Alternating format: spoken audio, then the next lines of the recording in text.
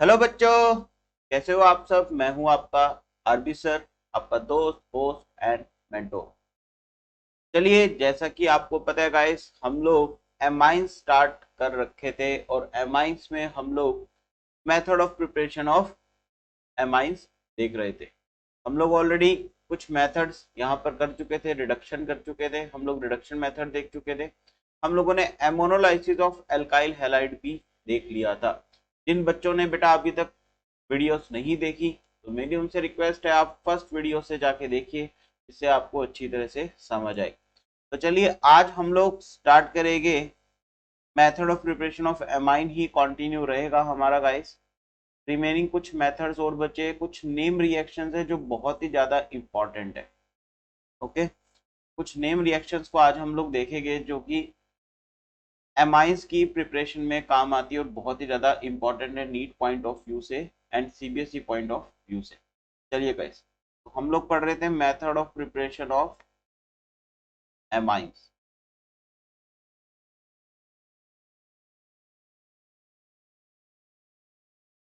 तो आज हम लोग पढ़ेंगे गाइस गैब्रियल थैलेमाइड सिंथेसिस।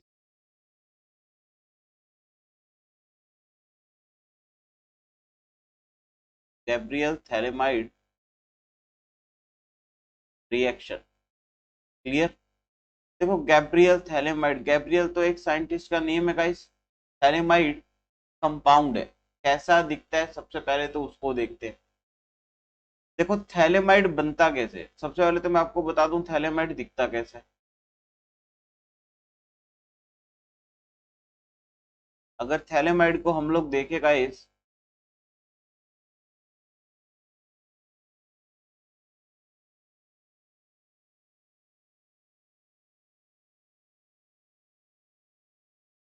देखो this is phthalimide.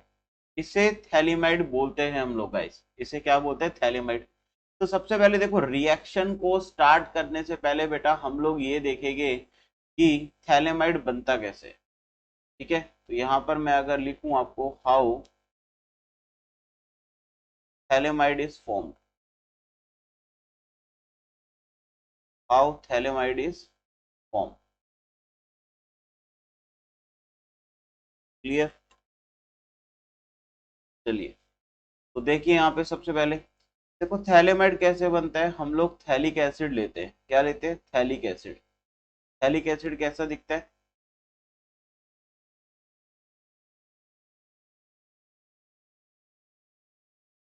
This is our phthalic acid guys.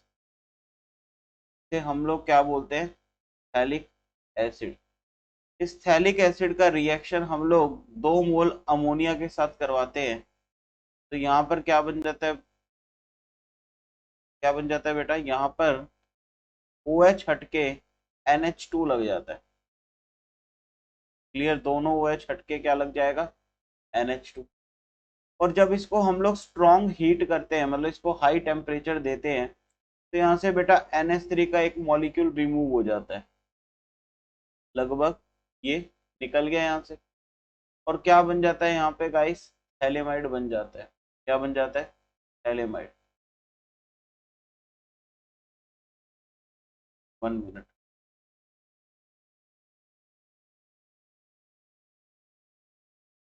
अब यहाँ से देखो, ऊपर वाला NH तो पूरा ही उड़ लिया था, तो ये देखो ये बन चुका है। क्लियर।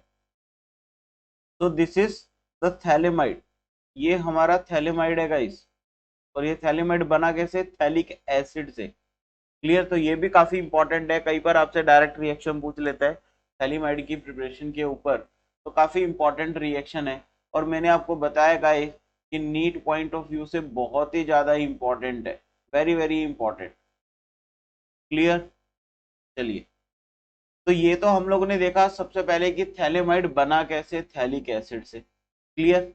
अब हम लोग देख लेते हैं गैब्रियल थैलेमाइड सिंथेसिस एक्चुअली में है क्या। क्लियर। तो हम लोग अगर रिएक्शन की बात करें, मैकेनिज्म इसके बाद देखेंगे कि गैब्रियल थैलेमाइड रिएक्शन है क्या। तो देखो यहाँ पर क्या होता है बेटा, हम लोग क्या लेते हैं, थैलीमाइड लेते हैं, जो अभी हम लोगों ने बनाया था।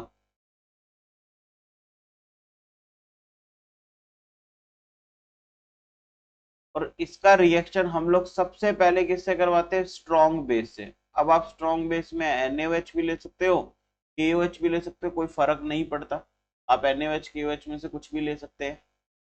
देन आफ्टर दैट हम लोग इसका रिएक्शन करवाते हैं एल्काइल हैलाइड से। बेटा ये जो एल्काइल हैलाइड है ना, यही मेन है, यही मेन है कि आपको यहाँ पर एल्काइल हैलाइड लेना ही लेना है। और लास्ट में हम लोग क्या, पानी भी डालते हैं। ये जो एल्काइल हैलाइड है गाइस, हम लोग को पता है ये हमें क्या देते हैं, SN रिएक्शन देते हैं। क्या देते हैं, SN रिएक्शन। क्लियर। तो जब भी आपको पेपर में बेटा ऐसा कुछ क्वेश्चन आ जाए, थैलीमेड बना आ जाए और ये रिएजेंट्स दिख जाए आपको, तो आप समझ जाइए कि गैब्रियल थैलीमेड सिंथेसिस है और आपको प्रोडक्ट बनाना है। तो यहाँ से जो बेटा प्रोडक्ट बनता है वो बनता है एक तो हमारा प्राइमरी अमीन, क्योंकि इसी का हम लोग फॉर्मेशन कर रहे हैं, और साथ में एक सॉल्ट बनता है गाइस। क्या बनता है, एक सॉल्ट बनता है।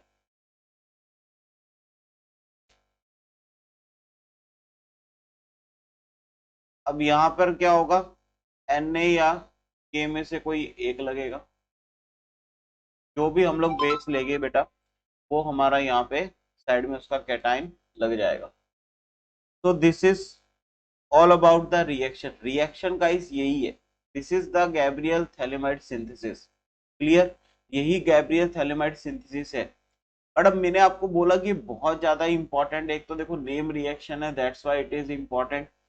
दूसरा यहाँ पर हम लोग इंपॉर्टेंट क्यों और बोल रहे हैं, क्यों मैं इस पे इतना ज्यादा स्ट्रेस दे रहा हूँ, वो इसलिए दे रहा हूँ क्योंकि इसकी एक खास बात है गाइस। मैं लिख रहा हूँ this is very specific, this is very specific method for preparation of RNH2। मतलब बेटा ये 1 डिग्री अमाइन के लिए बहुत ही ज्यादा स्पेसिफिक मेथड है। मतलब क्या हुआ इसका, कि ये only form only formed 1 degree alkyl amine. बेटा ये सिर्फ 1 डिग्री एल्काइल अमाइन ही बनाएगा, ये सिर्फ 1 डिग्री ही एल्काइल अमाइन बनाएगा, ये 2 डिग्री या 3 डिग्री एल्काइल अमाइन नहीं बनाता। तो इसलिए बहुत ही ज्यादा स्पेसिफिक मेथड है 1 डिग्री एल्काइल अमाइन बनाने के लिए।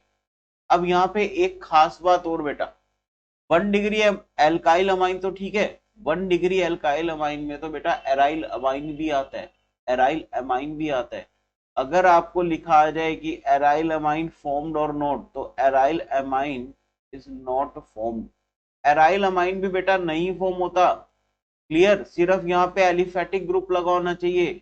1 degree alkyl amine aliphatic aromatic group नहीं लगा होना चाहिए गाइस। क्यों ऐसा, क्यों, इसका रीजन है, इसका रीजन क्या है, यहाँ पर जो बेटा हमने RX लिया, ये RX जो है यहाँ पे R ग्रुप हमारा एरोमेटिक नहीं हो सकता। क्यों, क्योंकि aromatic compound guys substitution nucleophilic reaction नहीं देते। क्लियर, यहाँ पे अगर मैं इसको एरोमेटिक ग्रुप लगा दूंगा तो ये जो एराइल हैलाइड बनेगा ये इलेक्ट्रोफिलिक सब्स्टिट्यूशन रिएक्शन देगा, ना कि न्यूक्लियोफिलिक सब्स्टिट्यूशन।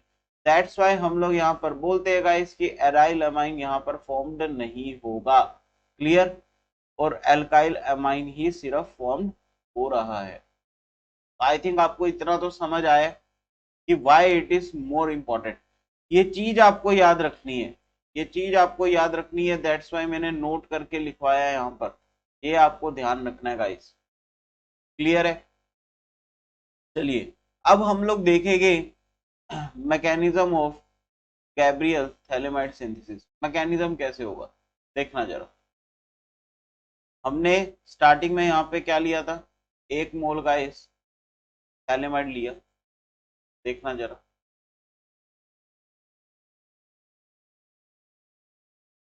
अब ये जो हाइड्रोजन है बेटा, this hydrogen is acidic hydrogen, this hydrogen is acidic hydrogen.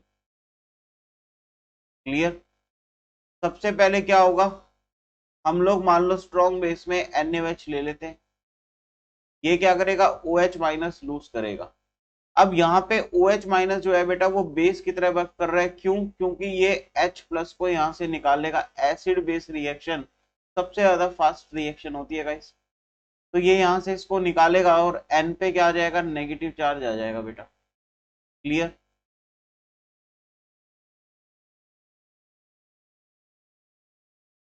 देखना जरा यहाँ पर हुआ क्या, इस एन पर आ गया बेटा नेगेटिव चार्ज। क्लियर है? इस एन पे क्या आ गया, नेगेटिव चार्ज। अब ये एन पे नेगेटिव चार्ज आ चुका है। अब क्या करें, अब इसका रिएक्शन यहाँ पर किससे होगा बेटा, आर एक्स से। अब आर एक्स में मुझे पता है आर के ऊपर पार्शियल पॉजिटिव और एक्स के ऊपर partial negative, because due to electronegative difference.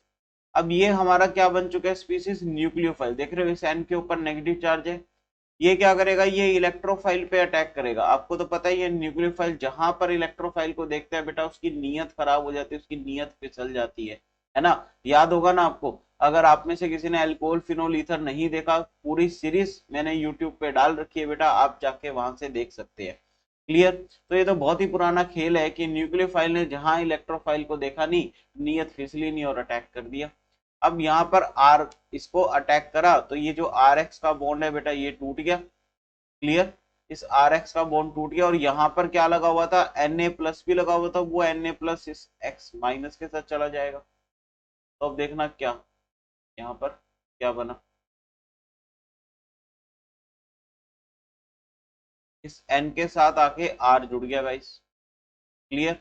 R neutral रहेगा क्योंकि पॉजिटिव और नेगेटिव मिलके उसको न्यूट्रलाइज कर देंगे। क्लियर है? और N पे भी कोई चार्ज नहीं होगा। अब N पे चार्ज नहीं है बट N पे बेटा लोन पेयर तो है। क्लियर है? नाइट्रोजन पे लोन पेयर तो है, 5 इलेक्ट्रॉन होते हैं, 3 ही तो इसने शेयर करे।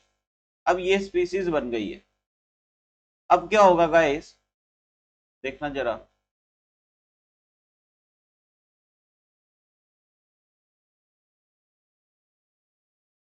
अब देखो अब यहाँ पर हम लोग आके फंस गए हैं, है ना। यहाँ पर हम लोग आके फंस गए हैं कि अब आगे क्या करें। अब हाइड्रोजन तो कोई है नहीं कि एसिड बेस रिएक्शन करवा दे, तो हम लोग यहाँ पे क्या करते हैं गाइस, 1 मोल और NaOH का लेते हैं। ये क्या देगा हमें, OH माइनस देगा। बट इस बार क्योंकि कोई एसिडिक हाइड्रोजन नहीं है तो इस बार OH माइनस बेस की तरह तो बेटा एक्ट नहीं करेगा। इस बार ये OH माइनस किसकी तरह बिहेव करेगा, न्यूक्लियोफाइल की तरह। और यदि आपको पता हो कि कार्बन कार्बन का कार्बन जो होता है वो बहुत ज्यादा इलेक्ट्रोफिलिक नेचर शो करता है, दैट मीन्स ये जो OH माइनस है इस पर न्यूक्लियोफाइल की तरह अटैक करेगी। और कहीं भी हम लोग अटैक करवा सकते हैं बेटा। मान लो सपोज मैंने इसको यहीं करवा दिया, देख लो जब मैं ऐसे कराऊंगा तो ये पाई इलेक्ट्रॉन जो है ऑक्सीजन की तरफ शिफ्ट हो गएगा इस,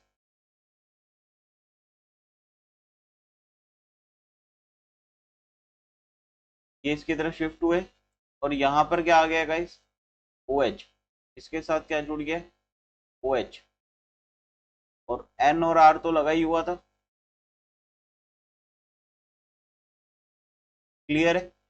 अब क्या होगा मुझे पता है गाइस, ये जो NR है ना, दिस इज,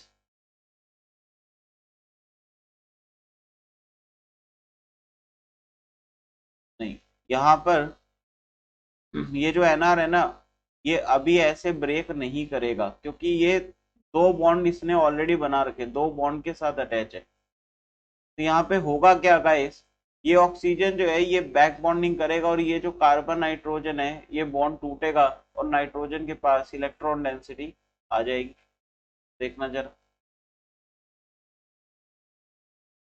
यहाँ पर कार्बन डबल बॉन्ड हो, अब ये वाला बॉन्ड टूट चुका है, यहाँ पर OH आ चुका है गाइस, C डबल बॉन्ड हो, और ये यहाँ पर बन चुका है N के ऊपर नेगेटिव R। अब क्या होगा, ये जो हाइड्रोजन है बेटा ये H प्लस ट्रांसफर, हाइड्रोजन तो बना ही बेटा कुर्बानी देने के लिए, हाइड्रोजन तो बेटा बना ही कुर्बानी देने के लिए, ये H आ जाएगा यहाँ पे और ये ऑक्सीजन के ऊपर आ जाएगा नेगेटिव। तो मतलब कुछ स्पीसीज ऐसी बनेगी अब आगे, देखना जरा। अच्छा अब आप पूछोगे सर आपने ये स्टेप कैसे कर दिया, ये आपने H को ऐसे कैसे ट्रांसफर कर दिया सर, हमें कैसे पता चलेगा, आपको तो याद होगा। बेटा याद नहीं है, देखना जरा इधर, ना याद नहीं है, इधर देखो। आप लोगों ने एक चीज पढ़ी होगी जीओसी में कि अगर मैं बात करूं CO माइनस एंड COOH की, तो बेटा COO माइनस जो होता है ना वो ज्यादा स्टेबल होता है, वो ज्यादा स्टेबल होता है। अगर स्टेबिलिटी का ऑर्डर देखो तो ज्यादा स्टेबल होता है। क्यों? बिकॉज इस CO माइनस के अंदर डीलोकेलाइजेशन होती है और COH के अंदर नहीं है। तो CO minus is more stable then COH, इसलिए आपको कार्बोक्सिलिक सॉल्ट हर जगह मिलते हैं जनरली रिएक्शंस के अंदर। तो यहाँ पर क्योंकि ये स्पीसीज COO माइनस में रह रही थी, दैट्स वाई मैंने यहाँ से हाइड्रोजन का ट्रांसफर करवा दिया, because it is more stable then this. Previous वाले से ज्यादा स्टेबल है अगली स्पीसीज, और आपको पता है रिएक्शन में स्टेबिलिटी तो इंपॉर्टेंट फैक्टर है। तो हर चीज का लॉजिक है बेटा, ऐसे नहीं कर रहे अपन। क्लियर? अब क्या करेंगे, फिर एक यूनिट आएगी NaOH की, और जैसा काम ऊपर हुआ था वैसा काम बेटा नीचे भी होगा वापस। ये जो OH माइनस है ये इस कार्बोनिल कार्बन पे अटैक करेगा, और यहाँ से पाई इलेक्ट्रॉन डेंसिटी ऑक्सीजन की तरफ बेटा शिफ्ट हो जाएगी। क्लियर? देखो रट्टा नहीं मारना किसी चीज का बेटा, ये नीट फॉर श्योर चैनल जो है ना, अगर आप यहाँ पे भी रट्टा मार रहे, अगर आप रट्टा ही मारेंगे फिर तो आप किसी भी चैनल के थ्रू पढ़ ले, किसी भी टीचर के थ्रू पढ़ ले बेटा, समझ ही नहीं आएगा कभी। तो जब मैं आपको हर चीज क्लियरली एक्सप्लेन कर रहा हूँ तो वाई यू स्किप्ड इट, आप उसको क्यों स्किप कर रहे हैं? जो चीज इंपॉर्टेंट है उसको ढंग से समझो। हमें पूरी रिएक्शंस के हर रिएक्शन का मैकेनिज्म नहीं पढ़ना गाइस। मैंने आपको स्टार्टिंग में भी बोला कि ऑर्गेनिक केमिस्ट्री इज इजी। वो क्यों हमें मुश्किल लगती है? क्योंकि हमारी अच्छी अप्रोच नहीं होती, हम लोग को पता ही नहीं होता कि हम लोग को क्या पढ़ना है, कैसे पढ़ना है। दैट्स वाई हम लोग को ऑर्गेनिक मुश्किल लगता है guys. Clear? But believe me बहुत सिंपल है, बहुत लॉजिकल है। एक बार आपको ढंग से लॉजिक समझ आने लग गए तो आपको मजा आने लगेगा गाइस ऑर्गेनिक में। तो अब देखो यहाँ पर क्या हुआ, CO माइनस ओ पे आया नेगेटिव गाइस, और ये NR और एक H तो लगा ही हुआ था। अब क्या होगा देखना जरा। अब ये जो RNH है बेटा ये अच्छा लिविंग ग्रुप है, ये क्या है, गुड लिविंग ग्रुप, ये गुड लिविंग ग्रुप है।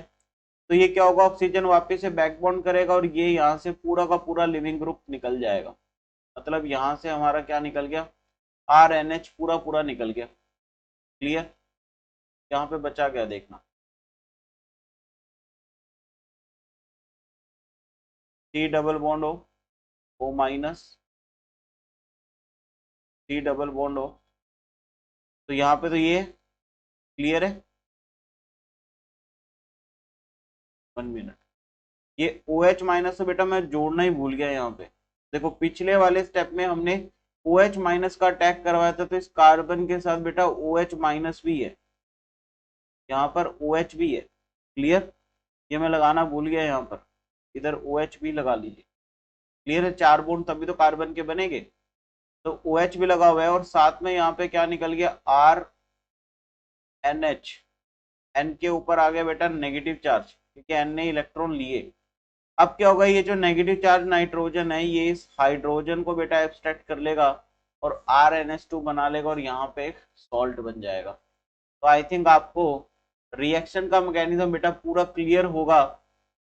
तो this is the reaction mechanism of Gabriel synthesis guys. तो ये बहुत ही इंपॉर्टेंट नेम रिएक्शन है, जैसा कि मैंने आपको बता ही दिया। क्यों इंपॉर्टेंट है? क्योंकि इसके अंदर ये बहुत ही ज्यादा स्पेसिफिक मेथड है किसकी प्रिपरेशन के लिए, 1 डिग्री एल्काइल अमाइन के लिए, जिसके अंदर एराइल अमाइन भी नहीं बनेगा गाइस। तो आज के लिए इतना ही मेरा आज था चैप्टर, ये कि चैप्टर सॉरी, मैं आज आपको सिर्फ यही रिएक्शन करवाऊंगा क्योंकि बहुत ही ज्यादा इंपॉर्टेंट रिएक्शन है। मैं ऑल्दो आपको अगली नेम रिएक्शन यहीं पे बता दूंगा कि हॉफमैन ब्रोमेवाइड डिग्रेडेशन भी हम लोग को पढ़ना है, कर्टियस भी पढ़ना है, ये भी हमारे प्राइमरी अमीन बनाने के ही तरीके हैं। बट ये गाइस नेम रिएक्शन है तो इनको मैं सिंगल सिंगल वीडियो में आपको बताऊंगा, जिससे कि आपको अच्छी तरह से समझ आएगा। बहुत सारे बच्चे होते हैं जिनको सिर्फ पर्टिकुलर एक ही आधी रिएक्शन देखनी होती है, तो आप लोग को इजीली उस पर एक वीडियो मिल जाएगा जिससे आप डिटेल में उसको समझ सकते हो। क्लियर? तो चलिए गाइस आज के लिए इतना ही, bye bye, take care, thank you and best of luck for your NEET exam. Thank you guys.